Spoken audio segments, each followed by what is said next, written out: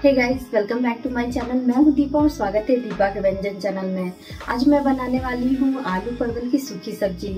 इस सब्जी में मैं तेल और मसालों का यूज काफी कम करूंगी और इसे काफी टेस्टी और हेल्दी रखने की कोशिश करूंगी। तो चलिए देखिए बनाने की विधि।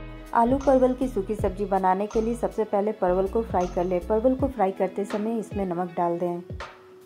परवल फ्राई हो चुका है, इससे ज़्यादा परवल को फ्राई ना करें।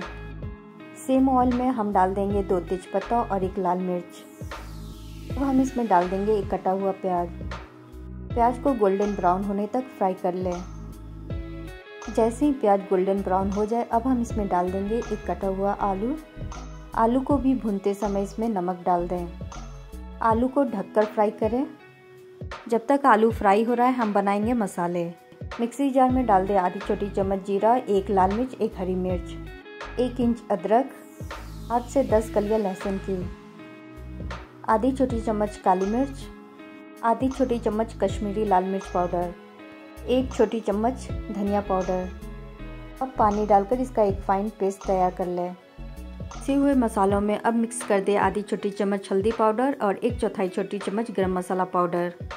मसालों को अच्छी तरह से मिक्स कर दें और इसे 5 मिनट के लिए रेस्ट करने दें। आलू भी फ्राई हो चुका है। अब हम इसमें डाल देंगे पीसे हुए मसाले। मसालों के साथ फ्राई किया हुआ परवल भी डाल दें।